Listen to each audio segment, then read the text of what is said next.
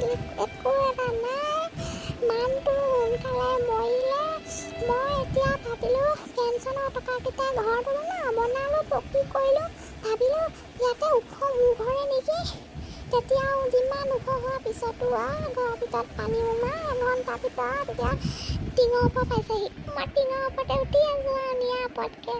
এতিয়া এডোখৰ নিৰাপদ কেনেকৈ হ'ব? মই কি কৰোঁ বাৰু? মোক নাৱে নিব লাগিব। মই কি জঁপিয়াই সাঁতুৰি যাম নেকি? সাঁতুৰিব ভালকৈ নাজানো নহয়। মই কিবা কলি মলি হ'ব পাৰোঁ, কিন্তু চহৰৰ ছোৱালী আছিলোঁ মই। আমাৰ ঘৰততো টিঙৰ ওপৰতে মই উঠি আছোঁ, কিন্তু এতিয়াতো মই ৰাতি শুব লাগিব। বৰষুণ ৰাতিত কি হ'ব? এতিয়াতো চিপচিপকৈ খাবলৈকে দিয়া আছে। মই কি কৰোঁ বাৰু? মই মৰি নাথাকিলেও কেলৈ একো দিন দেখিবলৈকে মই দিয়া আছিলোঁ।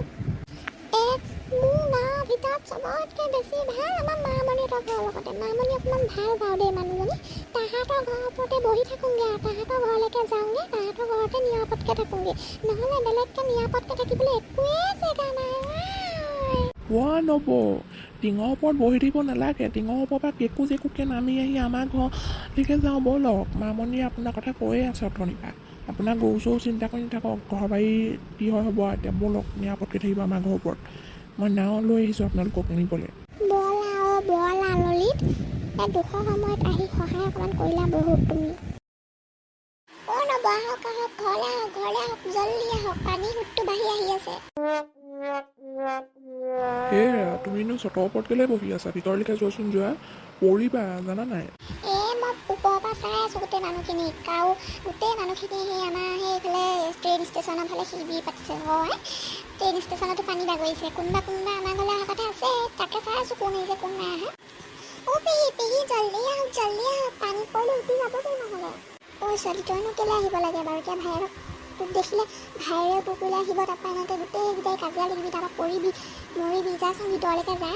মই চাবলৈ আহি আছোঁহে, ভাইটি মোবাইল চাই আছে, চাই থাকোঁতে আহি থাক তেনেহ'লে। বৰ অবুজন আৰু দেই। আহক আপোনালোক আহক, দেৰি কৰি নাথাকক। মানুহখিনিৰ অৱস্থা দেখি বেয়াই লাগিছে। ৰিলিফ চিলিফ একো নহাই হৈ থাকিলে। আমাৰ এইফালে ৰিলিফ চিলিফৰ কথা কোনেও কোৱা নাই নেকি বাৰু? কোনেও গম পোৱা নাই নেকি বাৰু আমাৰ ফালে যে পানী হৈছে বুলি? কোনেও যে ৰিলিফ অকণমানো অনা নাই? ৰ'ব, পানী সোমাই এঘণ্টা হৈছেহে, এতিয়াই ৰিলিফ আহিবনে? আহকচোন ওপৰলৈ আহক, তাৰপৰা আমি কথা পাতিম ভালকৈ। মাই গড, পানীচোন বাঢ়িহে আহিছে কমাক চাই। আমাৰ কাৰণে বাৰু ইয়াত থকাটো ছেফ নহয়। হে ভগৱান, আৰু কি দিবলৈ বাকী আছে তুমি? 2026টো ভাল হ'ব বুলি ভাবিছিলোঁ, 2025টোৱে ভাল আছিলে চোন। এইটোতচোন তাতকৈ বেছিহে মানুহ মৰিছে। আমি কালি ভাবি আছোঁ আমাৰ গাঁৱলৈ পানী নাহে। এতিয়া আমাৰ গাঁৱতহে আহি মেলি প্ৰথম পানীটোৱে খুন্দা মাৰিছে। তহঁতৰ কিমান বছৰ হৈছে? মোক 50+ হৈছে, এতিয়া 60 পোৱাগৈ নাই আৰু 60 অলপ বছৰ পিছত হ'বগৈ। মই আজিলৈকে 50 বছৰে আজিলৈকে বানপানী নেদেখিলোঁ। বানপানী বুলি ক'বলৈ আমাৰ সেই ঘৰত এবাৰ সোমাইছিলে চিলচিলিয়াকৈ, ওলায়ো গুচি গ'ল। তাৰপৰা আৰু আমাৰ বানপানী হোৱাই নাই। আমি ভাবিছিলোঁ আমাৰ গাঁওখনে চবতকৈ ছেফ বুলি, কিন্তু আমাৰখনো এতিয়া ছেফ নহয়। এতিয়া আমাৰখনে অকণমান পানী হ'লেই হৈ যাব। আৰু এইবোৰ কেলৈ হৈছে? নলা নৰ্দমাৰ কাৰণে। এই নলা নৰ্দমা বুলি নহয়, এতিয়া খুব বৰষুণ দি আছে আৰু ইফালৰ পৰা সিফালে চব ফালৰ পৰা পানী ওলাবলৈ জেগা নাইকিয়া হৈছে।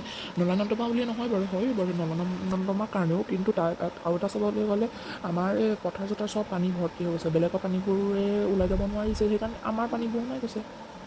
মই এইডোখৰত ৰখি আছোঁ ৰিলিফৰ কাৰণে। ৰিলিফটো পালে বোলো চবকে দি দিম, লৈও ল'ম নিজৰ কাৰণে। নহ'লে আমাৰ গাঁৱৰ মানুহখিনি গমেই নাপাবচোন আমাৰ ফালে যে ৰিলিফ আহিছে বুলি। ৰিলিফবোৰনো কেতিয়াকৈ পাম জানো? এই ৰ'ব, কণ পাই দা হেৰি আমাৰ ফালে সেই পানী হৈছেহে, মানুহে গমেই পোৱা নাই চাগে। গম পাব লাগিব আৰু অকণমান ভিডিঅ' চিডিঅ'বোৰ দি দিয়ক, চিঞৰ কৰি মেলি ভিডিঅ' চিডিঅ' দি দিয়ক আৰু আমাৰ ফালে পানী হৈছে, ৰিলিফ লাগে বুলি। সেইটোৱে কৰা ভাল।